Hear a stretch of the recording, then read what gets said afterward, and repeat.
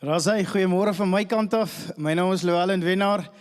Vir die van julle wat my nie ken nie en ek my vrou het die voorreg om die span in die kampus te lei en saam met Benny en Welna en Pierre en die res van die span. Maar dit is lekker dat jy hier is vanoggend en net so twee goed voordat ons in die preek inspring. Die eerste ding is ons Paasnaweek dienstye. Julle sal weet oor 'n paar naweke is dit weer daai tyd van die jaar, dit is Paasfees en het ons 'n donderdag aand 7:00 die aand het ons 'n Paasdiens daai donderdag aand hier by die kampus. So maak seker as jy nou weet jy gaan weg vir die naweek dat jy daai donderdag aand bywoon. Dit is 7:00 die aand en dit gaan 'n goeie tyd saam wees. Dis dieselfde program as die Vrydagoggend 7:15 het ons dan ook ons Paasdiens die Vrydagoggend en Sondag is die normale dienstye. En dan net baie goeie nuus, vanaand doop ons, of vandag, ons doop in die tweede diens en dan ook vanaand doop ons by die 68 mense wat hulle hart vir die Here gee. Dis dit nie amazing nie? So dit is 'n massa, jy weet, die van julle wat massa banke gereël het, vanaand is 'n massa doop. So julle lag lekker van julle weet presies waarvan praat ek. So, maar dit is my voorreg, ons praat oor filter en die eerste week het ons gepraat oor heiligmaking. En hoekom ons is heilig? Omdat hy sê ons is heilig. Omdat hy heilig is ons heilig. En verlede week het Benny gepreek oor die gedagte van gesonde lewe. Hoe leef ons 'n gesonde lewe? En vandag praat ons oor nederigheid. En hierdie drie, die Engels sê dit so mooi, holy, humble en healthy lives. Hoe leef ons hierdie lewe? En wanneer ons dink oor nederigheid, is nederigheid nie swakheid nie. Nederigheid is om eintlik ons lewens te posisioneer dat die lig van Christus eintlik deur ons skyn en dat ons lewe gefilteer sal word deur dit wat Christus in en deur ons lewe wil doen. En toe ek nou dink aan hierdie pastoor wat eendag by die kerk kom en toe hy nou so instap by die kerk, toe sien hy die kerkbroers staan so, jy weet, hier voor by mekaar en hulle praat en toe hy nou so naby kom om hulle te groet, toe bly die manne stil. En hy dog, wat is nou hier fout? Jy weet, en hy's van daar af is hy terug huis toe en hy kom by die huis en hy sê vir my vrou, liefie, ek dink daar's iets fout. Ek dink ek gaan my werk verloor, ek dink hierdie ouens is nie meer gelukkig met my nie, ons moet nou vir ons maar iets anders kry om te doen. En sy vrou sê, ag man, jou koppietjie raas net, jy weet, moenie so trots wees nie, kom ons gee dit nog 'n week en ons kyk. Die volgende week kom hy weer en toe hy nou weer inkom, toe sien hy, hier staan die manne weer en praat. En hierdie man, jy weet, ewe skielik is sy bloeddruk van 0 tot 200 in 1 sekonde. Jy weet, en hy voel, iets is hier nie lekker nie, en hy dog, okay. En hy gaan terug na sy vrou toe, hy sê, luister, ek dink jy moet maar my CV, het ek so iets, ek dink jy moet hom maar opstel, dat ons maar my CV uitkry, ek weet nie, maar ons moet nou 'n plan maak En derde week kom en dieselfde, maar hy kan dit nou nie meer hanteer en hy stap so na die ouens toe en toe hy by hulle kom, toe bly hulle so stil en hy sê, man, ek is nou moeg, dis nou al 3 weke, ek kan dit nou nie meer vat nie, sê net vir my, is ek gefire, wat gaan aan? En hulle sê, nee pastoor, jy kom elke keer, ons is besig om te praat oor wat gaan ons kry vir jou verjaarsdag en dan kom interrupt jy ons. Jy weet, en dis wat trots baie keer doen. Trots gee vir jou, jy assume sekere goed en jy dink dis sekere goed gaan gebeur en daardeur wanneer ek dan trots dink, dan besef ek, dit is wat ons eintlik wil hê, dat trots blokkeer eintlik die lig van Jesus wat deur jou lewe kan skyn. Dit hou dit eintlik weg, inteendeel, trots blokkeer dit so, dat jou siel donker word en jy kom nie meer agter dit wat Jesus in en deur jou lewe wil doen nie. En vanoggend hoef jy nie amen te sê nie, maar sê ten minste amen op hierdie, want dis wat Jakobus ons leer in Jakobus hoofstuk 4, vers 6, dan sê hy die volgende, God weerstaan die hoogmoedige mense, maar aan die nederige mense gee hy genade. Al die trotse mense sê amen. Die hoogmoediges weerstaan hy, inteendeel, ek wil net vandag sê, wanneer ek daai woordjie weerstaan, beteken die volgende, God staan aktief teenoor die hoogmoediges. Ek wil nie aan die verkeerde kant kom van God as dit kom by dit nie. Ek wil nie teenoor God veg sodat ek net my stand kan inneem en sê dis wie ek is en ek is teenoor God nie, want dis wat trots kom doen in mense se lewe. ek is beter, ek kan dit, ek kan daai, en jy kan gaan kyk, nee, dit is hierdie rebellie wat in jou inkom, wat hier binne in jou hart is, in jou gees is, sonder dat jy agterkom, dit is daar. En in alledaagse lewe sien ons dit baie keer raak, en ek gaan later bietjie rondom dit, maar ek wil nie in hierdie geveg kom, wat trots my op 'n plek bring, waar God homself teenoor my, aktief teenoor my, kom staan en sê, ek wil niks te doen hê met jou nie. Dis inteendeel, sien ons dat hierdie het gebeur, dis seker een van die eerste sondes, toe een van God se amazing engele, wat God so sy beel geblaas het, en gesê, hoe amazing is hy, inteendeel, daar's baie engele, maar dis hierdie een spesifieke engel, wat God oor geskryf het, en soveel geskryf het, en soveel oor hom gesê het, jy's die môre son, jy's die mooiste, en jy loop op die hoogste berge, en jy het al hierdie goed, en God sê al hierdie amazing goed oor hom, dan kom hierdie engel op 'n stadium, en sy naam was Lucifer. Ken julle daai naam? Dankie. Dis die duiwel. Hier's iemand wat sê nee. Na afloop van die diens het ek vir jou Bybel. Jou pappa en mamma sal vir jou lees. Jou pappa en mamma sal vir jou Bybel lees van vanaand af. Maar hier kom Lucifer.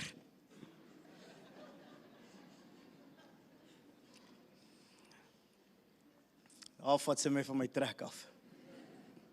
Maar Lucifer is hierdie engel wat God nou gekyk het en gesê het, jy is die mooiste van die mooistes. En God spreek soveel groot guns oor hom uit, en soveel amazing goed oor hom uit, dan kom hy op 'n plek wat hy sê, weet jy wat, hierdie is nie vir my genoeg nie, ek soek meer, inteendeel, ek wil bo God wees, ek wil die hoogstes van die hoogstes wees, ek sal bo die sterre en die heelal wees, sodat ek bo die allerhoogste is, dan sê hy die volgende, ek sal opklim tot in die hoogste hemele, soos die allerhoogste sal ek word.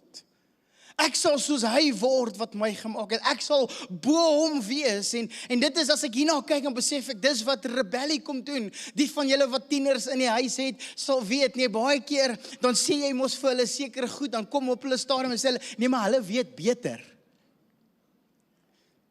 Nou my seun is al by die kinderkerk, en hy gaan my vergewe as ek hierdie sê. Maar ek onthou so 2 jaar terug, nou het ons 'n gesprek, want obvious, hy kyk nou hierdie movies waar die tieners, jy weet, op 18 jaar, as hulle matriek is, dan trek hulle nou uit die huis uit en kry 'n apartment. En ek en hy toe nou hierdie gesprek, en ek sê vir hom, baie, mense, jy's meer as welkom, dink nou gou daaraan, kom ons sit, het jy budget? Hy sê, nee, hy het nog nie daaraan gedink, ek sê, kom ons trek 'n budget op. Okay, so jy gaan een slaapwoonstelletjie kry, okay, hoeveel? Kom ons sê 7-8 000 rand, give or take. Sê, okay, dis reg. Ek sê, hy sal dit kan maak. Ek sê, dis reg. Ek sê, okay, so, en dan moet jy brandstof, so jy gaan baie ry, want ek weet, jy gaan nou lekker rondry, so, dit gaan jou, kom ons sê 2000 rand 'n maand. Hy kyk so, hy sê, okay, ek sê, en dan moet jy net besef, water, krag en ligte, hoeveel gaan dit jou kos? Hy sê, nee, ek weet, ek sê, okay, kom ons sê, jy gaan alleen af wees, jy gaan minder wees, kom ons sê 500 rand, gaan minimaal. Hy sê, okay, ons trek nou by 10.500, ek sê, dis reg, ek sê, okay, so, en dan, onthou net, nee, jy moet eet. Hy sê, nee. Ek sê, daar sê nee. Hy sê, nee. Ek sê, hoorie, wow. Die ouens wat onder hierdie huis bly, eet hier. Jy gaan nie elke dag hierna toe kom, en ewe skielik, hy so sin, ek sê, so jy like van eet, so, dan gaan jy so 2000 rand kos. Kyk my so, ek sê, by the way, jy moet toch jou wasgoed ook was. Jy gaan net nie by ons kom was nie. Kyk my so, hy sê, nee papa, ek dink hierdie gedagte gaan nie werk nie. Ek kon dit ook vir jou gesê het. My vrou is net so sê, yes, my kind gaan nog langer by my bly. Maar sien, ek wil bo julle uitkom, ek wil daar uit wees, en dis wat Lucifer kom doen, dit was eintlik seker die eerste sonde wat daar plaasgevind het, toe hy sê, ek wil bo die allerheiligste wees, die begeerte om God se plek in te neem, is baie keer wat ons as mens ook doen in ons alledaagse lewe. Want ons as mans weet dit wat dit is, nee, wanneer jy deur 'n krisis gaan, dan wat sê ons? Nee, ek sal plan maak. Ek weet hoe om hier uit te sort. En dit is great, want God gee vir ons die vermoë, maar ek sal plan maak. Ek gaan nie God se hulp invra, ek sal plan maak. Jy sien, trots plaas die skepsel eintlik op bo die skepper. Dis wat trots kom doen. Trots wil die plek kom verruil van die skepper en sê, ek word die skepper, maar jy's eintlik maar net die skepsel. En dit werk amper soos hoë bloeddruk. Jy weet, hoë bloeddruk, die van julle wat weet hoe dit werk, dis daar. En jy kom nie agter hoë bloeddruk, jy het hoë bloeddruk, totdat jy, as jy dit nie behandel nie, en jy gaan nie dokter toe, en die dokter gee nie vir jou 'n klein pilletjie om te drink, en elke dag seker te maak, jy hou jou hoë bloeddruk onder beheer nie, dan vernietig hy jou hart. En trots is so. Dit vernietig jou hart, bietjie vir bietjie, stelselmatig. En trots is juist hierdie ding wat baie keer in ons lewens skuil. Dit skuil so in ons lewe en ons weet nie hoe om hierdie mee te deel nie, want ons dink dit is die manier hoe om dit te doen en dit is reg, want dis hoe ek groot gemaak is. Dis hoe ek gesien het my pa sekere goed hanteer het en nou doen ek dit so. Dis hoe ek gesien het hoe my pa met mense omgaan. Dis hoe ek gesien het my pa langs die rugbyveld staan en sekere goed sê en sekere goed doen en nou's ek die pa, nou doen ek dit ook. Nou dis nie ons ouens hier nie, dis die ouens daar in die ooste. Oskies, hier's klomp familie. Dis die ouens in PE. As julle gewonder wat 'n voertuig ry, ek ry 'n Ford. Hy staan hier so 'n Raptor, so as jy hom wil iets aandoen. Maar hoe skuil hierdie trots weg? Hoor wat sê Jeremia 9 vers 23 tot 24. Die Here sê, die wyse mens moenie spog oor sy wysheid nie. Die sterk mens moenie spog oor sy krag nie. Die ryk mens moenie spog oor alles wat hy het nie, beteken moenie spog oor sy rykdom nie. So wat sê hy eintlik? Hy sê, dit skuil eintlik oor wat ons weet, wat ons doen en wat ons het.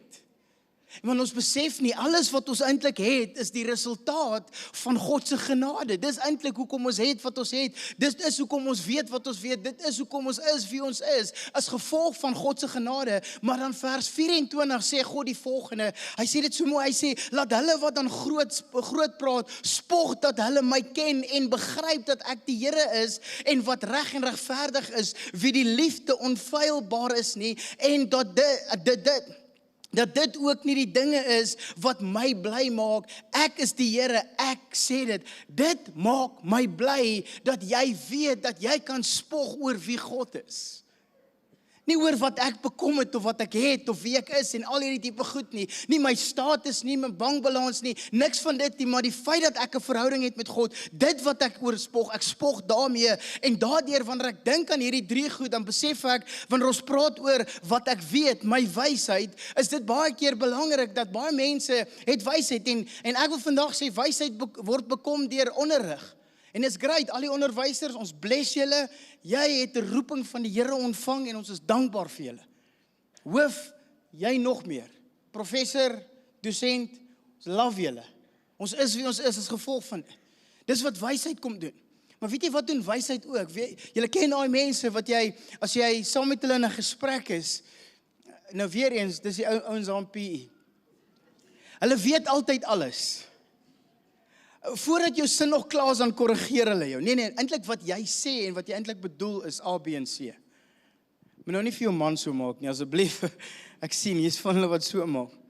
Van ware wysheid buig eintlik homself voor God. Dis wat ware wysheid doen. Een van my vriende, Kagiso, hy het 2 dogters. En die een is nou so 12 jaar oud en die ander netjie is 10 jaar oud. En hy sê so 'n maand of 2 terug kom die 12 jaar een na hom toe. En sy beleef nou goed by die skool, wat sy nou hoor van boyfriend en girlfriend en al hierdie tipe goed. En dis sy grootste vrees. En hy sê, hy het in Tembisa groot geword en hy sê, hy het 'n spesiale dubbelloop halgeweer gaan koop net vir sy 2 dogters, om hulle te beskerm. En hy sê, hier kom sy grootste vrees en sy dogter vra vir hom, Daddy, tell me more about this boyfriend and girlfriend thing. In fact, Daddy, what does the Bible say about this? En hy sê, hy lê so daar op die bank en hy besef, in 1 sekonde, hy sê, Here, ek het nou u wysheid nodig. En hy sê, toe hy sy oë oopmaak en hy kyk as so in die oë, hy sê vir my child, there's a time and a season for everything. It's not the time to speak about it now. Toe dink ek, eerlikheid, Dis die beste antwoord wat jy kon gee, want sy afhanklikheid was nie oor, kom ek probeer dink, wat ek gaan sê nie, maar juist dit, want die beginsel van afhanklikheid, of die beginsel van wysheid, begin eintlik by God. Dis die respek wat ek het vir God, is om te weet, hy is die allerhoogste, alles wat ek bekom het, alles wie ek is, alles wat ek het, is omdat ek in humbleness, humility, nederigheid voor hom kan kom en sê, Here, dis wat ek nodig het van U af, en wysheid is, juist dit, Spreuke 9 vers 10 sê, die beginsel van wysheid is, die vrees van die Here, is om 'n respek vir God te kan leef. Maar ook wanneer ons dink in terme van wat ons doen, die trots of die vermoë van krag, of wat ons het, kan ons baie keer ons talente en ons gawes voorgooi. Ek het vanoggend vroeg vir die worship team gesê, van julle die mooiste stemme, en jy kan sê, hierdie stem van my, ek weet hoe om te sing, en ek het dit gedoen, en ek het hierdie goed gedoen, en ek kan die mooiste basgitaar speel, of ek kan die mooiste en die lekkerste dromme speel, en ek het hierdie talente, en ek het so hard gewerk om hier te kom, maar weet jy wat, as jy môre jou stem verloor, en dan? As jy môre in 'n ongeluk kom, en dan? Jy sien, wat jy moet besef is, die dag toe jy gebore word, het God daai gawes in jou gesit. So daai gawes is nie joune nie. Jy moet daai gawes eintlik teruggee vir God en sê, Here, ek's gebore met hierdie stem. Ek's gebore met hierdie talente en daardeur wil ek nie dat trots in my hart inkruip en dat ek so trots is oor al hierdie tipe goed nie. Ek wil dit teruggee vir God. Inteendeel, dit is nie die werke wat God beter oor my gaan laat voel nie en al hierdie goed wat ek doen sodat ek die guns van God hoef te wen nie. Jesus Christus het al reeds die guns van God vir jou en namens jou gewen. Niks wat jy hoef te doen gaan God meer beïndruk nie.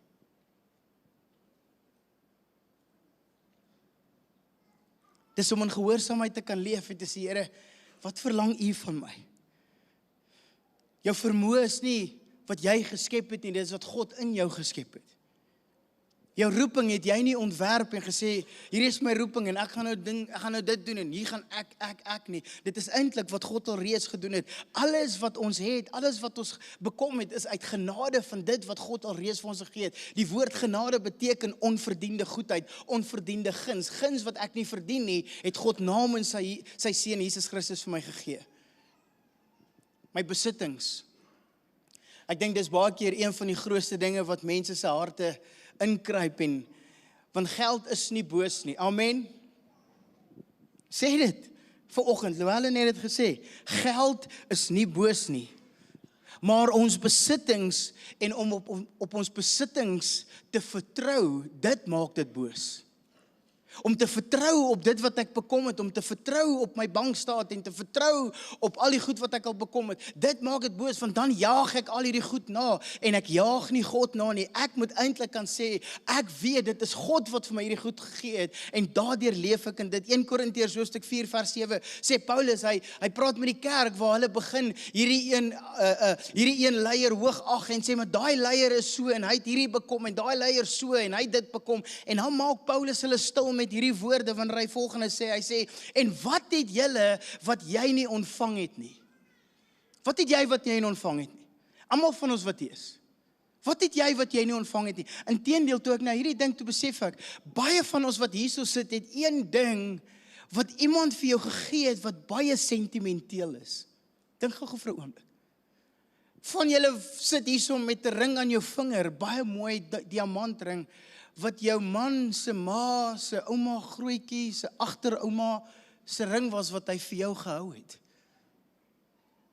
Van julle het dalk 'n ketting om jou nek wat jy weet jou ma het hierdie vir jou gegee. Daar's sentiment, ons het hierdie gekry en daardeur het ons sentiment aan hierdie. Hoeveel te meer as ons besef dit wat ek het God vir my gegee. Nou sê hy verder, hy sê en as jy dit dan ontvang het, waarom roem jy asof jy dit nie ontvang het nie?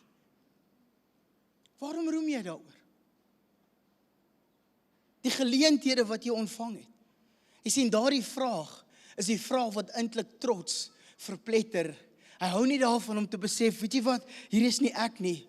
Ek besef God het hierdie vir my gegee. Daar in Boksburg het iemand eendag gesê, as jy die dag tot sterwe kom, hy sê, geen lijkswa het 'n venter trailer aan nie. Niks wat jy hier by mekaar gemaak het, vat jy eendag saam met jou nie. Alles bly agter. Want dis die sigbaarheid, die onsigbaarheid van trots wat baie keer in ons harte inkom. En ons wonder, hoe gaan ek hierdeur kom? Gaan ek hierdeur maak? Gaan ek dit doen? Want ek is in staat, ek het die vermoë om dit te kan doen. Jy sien, trots is baie keer onsigbaar. Maar dit wys homself altyd op die regte tyd. Hoe weet ons dit? Ons kan praat oor 'n kritiese gees. Nou weer eens, dis nie julle hier nie. 'n kritiese gees, hoor wat sê Matteus 7 vers 3. Julle het al baie hierdie skrif gehoor. Matteus sê, waarom sien jy die splinter raak wat in jou broer se oog is? Of jou suster, of jou vriend, of jou baas, of jou kollegas. Maar die balk in jou eie oog merk jy nie op nie. Of hoe kan jy vir jou broer sê, wag, laat ek die splinter uit jou oog uithaal. En intussen is daar 'n balk in jou eie oog. Nou sê, dit is Jesus wat self hierdie sê. Nou sê Jesus, hygelaar. Dis wat hy daar sê, dis 'n uitroepteken, hy soos in julle, hygelaars, hoe kan julle, hoe durf julle om so te redeneer, om so te dink? Hy sê, dis wat trots is. Hy sê, haal eers die balk uit jou eie oog uit, en dan sal jy goed kan sien om die splinter uit jou broer se oog uit te haal. Jy sien, trots het die vermoë om altyd sekere goed, verkeerde goed raak te sien in ander mense se lewe en nie in jou eie lewe nie. Amen. Is maklik om te sê, ja, kyk nou. As hulle maar net bietjie kan werk. Ja, kyk nou, as hulle maar net dit kan doen. Ja, kyk nou, hoor nou hoe hard is die klank weer vanoggend in die kerk. Kyk nou, nou sit jy op my plek. Nee, dis nie jou stoel nie. Dis die Here se stoel. As jy daai stoel wil hê, kom vroeg kerk toe. Niemand gaan jou pla nie. Ja, kyk nou, ons het altyd al hierdie tipe goed. Want trots sien die fout raak in ander. Nederigheid sê, Here, deursoek my hart. Ek het nou lank terug, toe was ons nog in Port Elizabeth, en ons ry, ek en my vrou ry KFC toe, ons het 'n hospitaalbesoek gedoen, en daar was so KFC oor kan die hospitaal, en ons ry daarin, ons is honger, nou staan ons daar, en toe ons inkom, jy sê maar die ry staan, nou sê ek van, ek is honger, ek lus nie nou verder ry, ek gaan nou hier staan, en nou sien ek, maar daar's net een teller wat oop is. En op baie oomblik, ek onthou Twitter het net uitgekom. Dit was baie mense het mekaar uitgehaal op Twitter en ek vat toe my foon en ek maak Twitter oop en ek neem 'n foto van dit wat gebeur en ek tweet KFC en ek sit toe die naam van KFC daar bla bla bla. Ek lieg nie vir julle nie. En ek doen toe hierdie in die volgende oomblik, dit was letterlik binne 3 minute. Toe is daar 3 tellers. Toep toep toep toep. En my vrou sê, "Hoe het jy dit reg gekry?" Ek sê,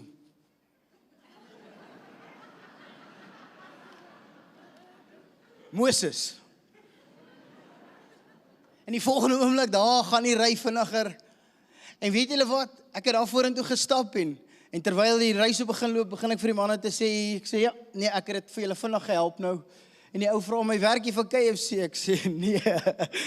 Maar ek het direkte lyne, jy weet en ek staan en ons bestel toe en ons klim in die kar en ek begin die hele tyd oor myself te praat en ek sê, "Jesus, ek het hierdie reg gekry en ek het dit reg gekry." En toe besef ek, op baie oomblik besef ek, Louwelen, jou hart was nie om mense te help, jou hart was om hulle uit te haal.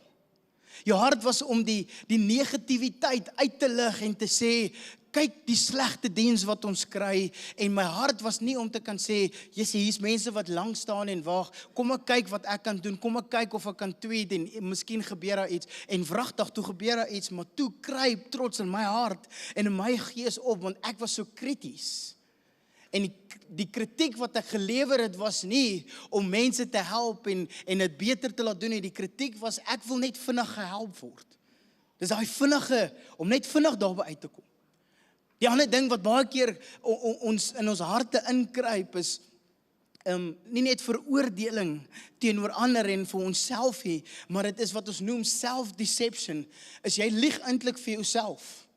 Jy wonder, gaan ek dit kan doen? Jy wonder, ek weet ek is in staat, maar nou weet ek nie weer, want ek het nou hierdie opinie gehoor, en daardeur leef ek myself, ek leef in 'n leuen, en ek dink, dis okay, jy weet, ek raak so krities oor myself, en dan kyk ek in die spieël in die oggend, en wanneer ek wegstap, wat doen ek? Ek stap nie daar weg, voordat ek nie goed genoeg voel nie.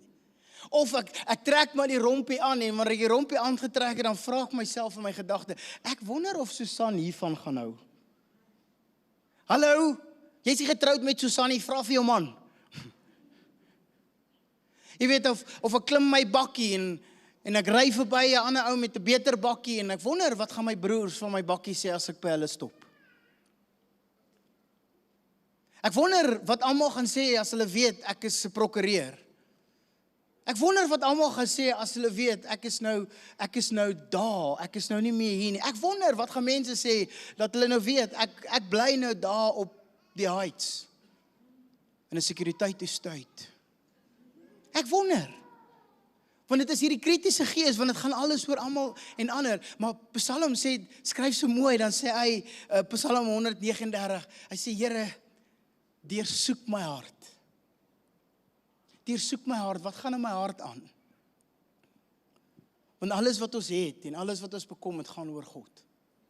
Ons besef, dis die genade wat God vir ons gegee het. En daardeur is daar 'n model wat ons na kan kyk en die worship team kan opkom en sy naam is Jesus Christus.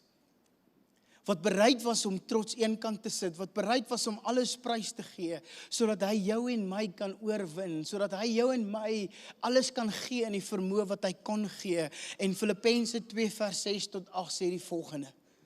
Hy sê, alhoewel hy self God was, Jesus Christus, alhoewel hy self God was, het hy nie vasgeklou aan die goddelikheid nie, wat hom toegekom het nie. Maar hy het dit prys gegee, hy het 'n slaaf geword en aan mense gelyk geword, en toe hy as mens geleef het, het hy homself nog verder verneder tot die dood toe gehoorsaam gewees. Ja, tot die kruisdood. Jy sien wat Jesus Christus gedoen het, was hy het homself eintlik leeg gemaak. Dit was wat daai woord beteken. Hy het homself leeg gemaak. Hy het nie die voorreg van sy godheid gevat en gesê, ek kom na hierdie aarde toe en ek gaan vra dat almal my dien, van dit gaan oor my. Alhoewel dit oor hom gaan, het hy nie gekom en gesê, kom, ek wil hê julle moet my dien. Kom, doen al hierdie goed vir my. Kom, ek wil graag in die beste plek slaap. Kom, ek wil die beste ete eet. Ek wil die beste klere aantrek. Ek wil die beste status hê. Hy het nie al hierdie goed gedoen, hy het geweet wie hy is. En omdat hy geweet het wie hy is, het hy op die einde van die dag dit prys gegee, sodat hy soos 'n normale mens soos ek en jy kan kom leef. Hy het sy voorregte prys gegee, want hy het gekies om soos ek en jy te kan leef. En sodat ek en jy hom kan volg, van om trots vrys te stel in jou lewe, en trots te verpletter in jou lewe is om Jesus te volg met alles wat jy het. En hoe doen ons dit? Soos wat hy dit gedoen het. Wat het Jesus gedoen? Hy het ander kom dien. Jesus het mense kom dien. Hy het vir mense kom dien en mense lief gehê en gesê, dis hoe ek dit gaan doen. En terwyl Jesus mense gedien het, het hy besef, dit gaan oor hulle, om hulle te red, en nie oor my.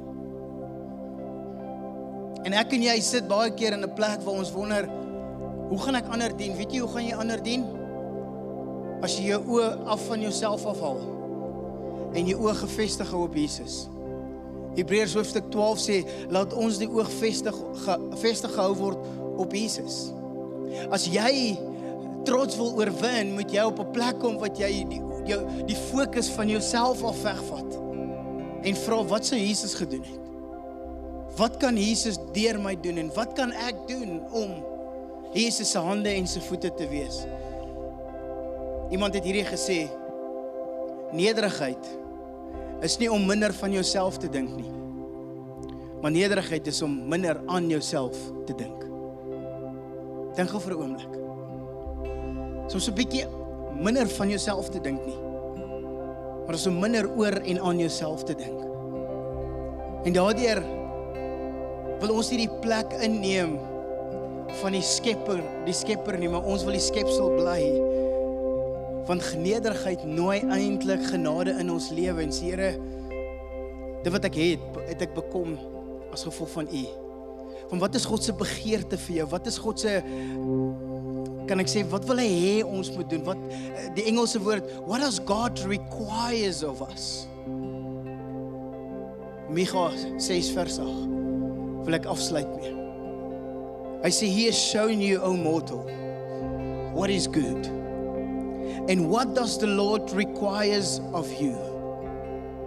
God se verwagting van jou is nie om briljant te wees nie, om 'n uitskietster te wees nie, om niks van dit te wees. Hy sê, this is what the Lord requires of you, to act justly, to love mercy, and to walk humbly with your God.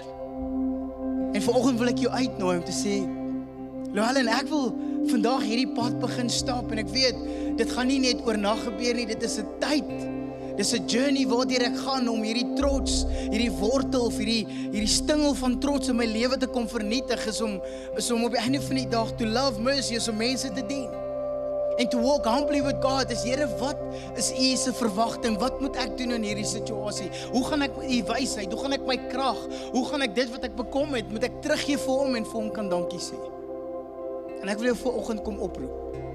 Wil jy nie saam met my staan en sê, vandag staan ek bo op trots, want ek gaan instap in 'n lewe van nederigheid, saam met God. As jy saam met my wil staan op jou voete en ek wil saam met jou bid.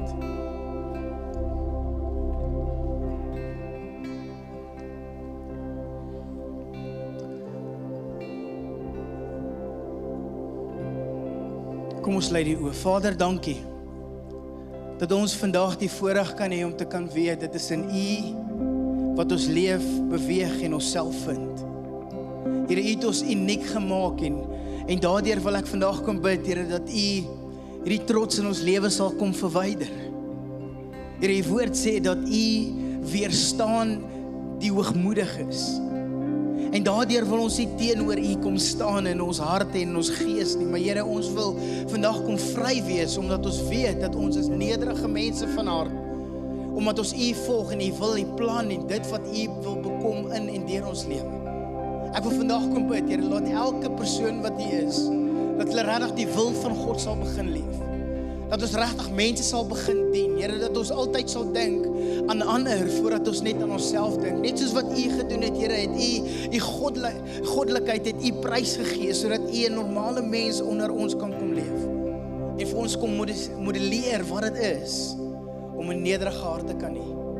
Ek bid vandag, Vader, vir elkeen wat hier is en elkeen wat aanlyn kyk, omdat ons weet wie ons is, sal ons leef met die oortuiging, niks wat ons hoef te doen, niks wat ons energie wat ons hoef in te sit, gaan maak dat U ons minder of meer lief het nie. U het dit al reeds vir ons gedoen, en dit is hoekom genade daai plek gevat het, Jesus Christus. Ons eer U daarvoor in Jesus naam, is om ons sê, kom ons sing saam, baie dankie.